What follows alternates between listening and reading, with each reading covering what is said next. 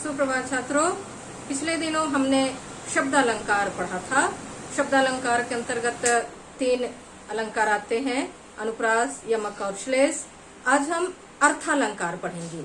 अर्थालंकार की परिभाषा भी हमने पिछले दिनों स्पष्ट कर दिया था, फिर भी मैं और एक बार समझाती हूँ।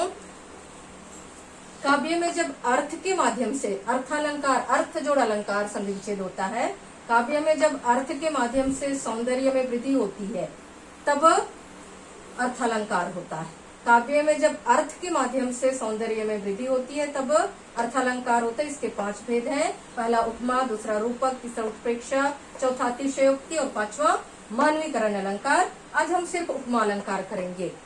उपमा अलंकार जब किसी वस्तु या व्यक्ति की, यहाँ 2 बातों पर ध्यान रखना है, की यानी जब किसी व्यक्ति या वस्तु की तुलना अत्यंत समानता के कारण किसी अन्य प्रसिद्ध व्यक्ति या वस्तु से की जाती है, किसी प्रसिद्ध वस्तु या व्यक्ति से की जाती है, तब वहाँ उपमा अलंकार होता है। जब किसी वस्तु या व्यक्ति की तुलना अत्यंत समानता के कारण, यानी दोनों एक जैसे होंगे, समान होंगे, अत्यंत समानता के कारण किसी अन्य प्रसिद्ध, यानी पहले हमने ऊपर में वस्तु या व्यक्ति के विषय में कहा, उस व्यक्ति या वस्तु की तुलना अत्यंत समानता के कारण किसी अन्य प्रसिद्ध व्यक्ति या वस्तु से की जाती है, तब वहाँ उपमा अलंकार होता है। अर्थात उपमा अलंकार में जब किसी व्यक्ति या वस्तु की तुलना अत्यंत समानता के कारण किसी अन्य प्रसिद्ध व्यक्ति या वस्तु से की जाती है तो उपमा अलंकार होता है। यानी हम उसको इस तरह भी समझ सकते हैं,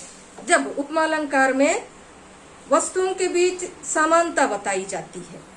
उपमा अलंकार में जब 2 वस्तुओं के बीच समानता बताई जाती है तो दोनों वस्तुएं एक जैसी होंगी, समान होंगी, लेकिन एक दूसरे के साथ तुलनात्मक नहीं होगा, एक दूसरे को एक समान स्पष्ट किया जाएगा।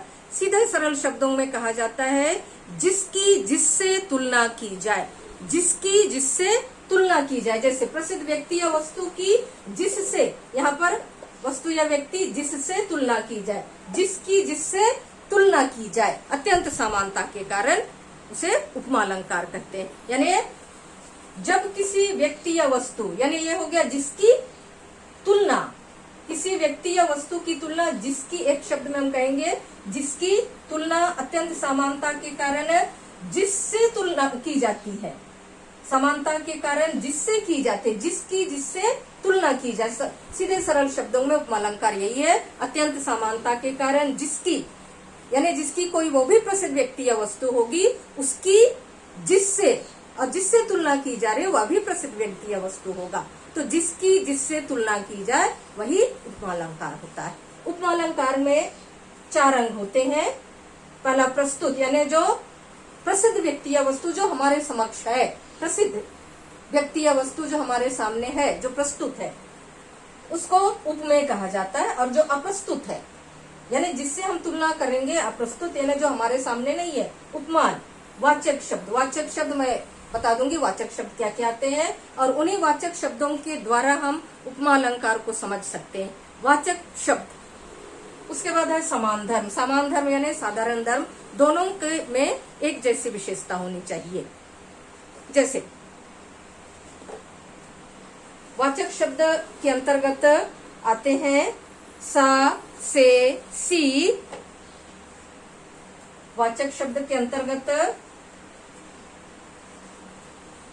वाचक शब्द है सा, से, सी, सम, समान, सदृश और जैसे, ये वाचक शब्द है। सा, से, सी, सम, समान, सदृश, जैसे, इनका एक ही अर्थ होता है के समान। यहाँ जितने भी मैंने शब्द लिखे ये वाचक शब्द यानी उपमा अलंकार के पहचान वाले शब्द हैं। यही शब्द होंगे तब केवल उपमा अलंकार होगा, और इन सभी शब्दों का अर्थ होता है के समान। एक उदाहरण लिखकर मैं स्पष्ट करती हूँ।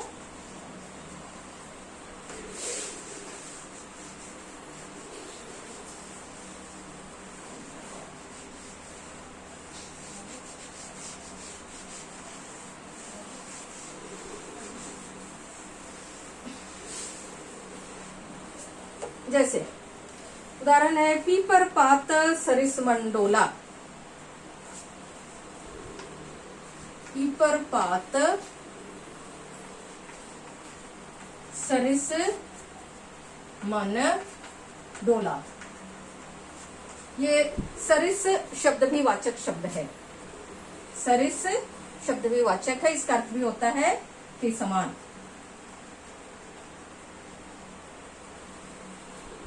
सरिस, सरिस शब्द भी वाचक है, उसका अर्थ भी होता है के समान। इस पंक्ति में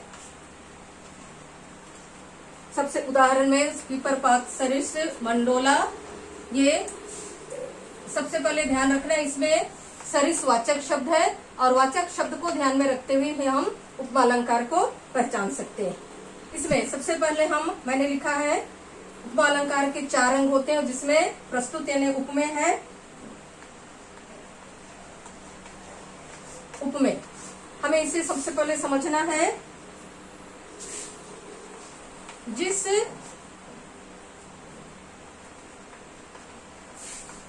प्रस्तुत व्यक्ति या वस्तु की समानता की जाए, वस्तु की समानता की जाए।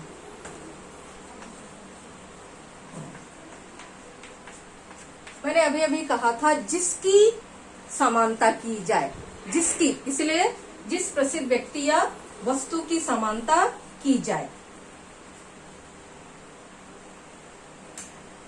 यहाँ पर पीपर पात सरिस मंडोला, पीपर का अर्थ होता है पीपल, पात मतलब पत्ता, सरिस का अर्थ है के समान, मन डोला यानी मन यानी मनुष्य का मन, डोला मतलब डोलना यानी विचलित होना।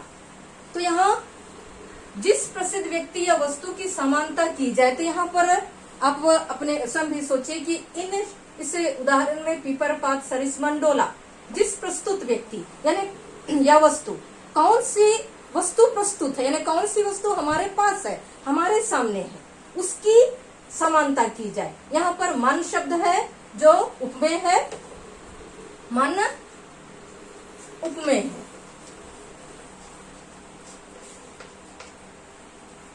जिस प्रसिद्ध व्यक्ति या वस्तु की समानता, यानी मन शब्द उपमेय यानी यही प्रस्तुत है।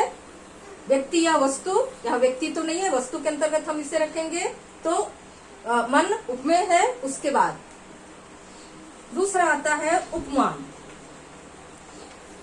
यानी अप्रस्तुत। जिस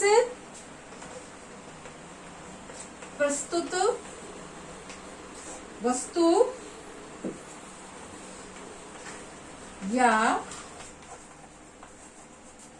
व्यक्ति से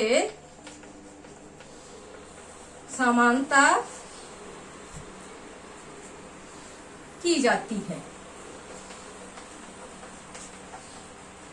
मैंने थोड़ी देर पहले बताया था, सीधे सरल शब्दों में उपमा अलंकार की परिभाषा समझनी है। जिसकी जिससे तुलना की जाए या समानता की जाए, जिसकी जिससे समानता की जाए। की और से ये दो महत्वपूर्ण शब्द है, यानी अत्यंत समानता के कारण जिस प्रसिद्ध व्यक्ति या वस्तु की समानता जिससे की जाती है, तो उपमान यानी जिससे।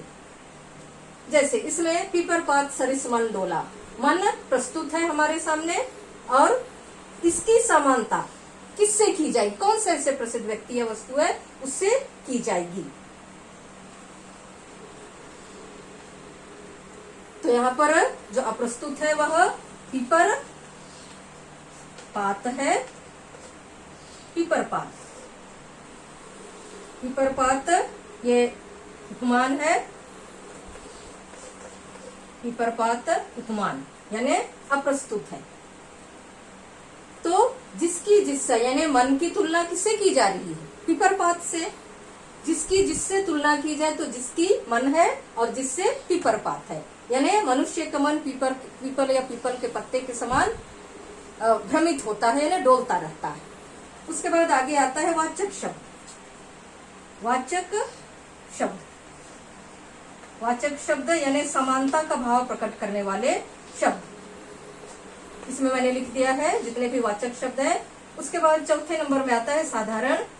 यहाँ पर वाचक शब्द है सरिस, वाचक शब्द है सरिस। और चौथे नंबर में आता है साधारण धर्म, यानी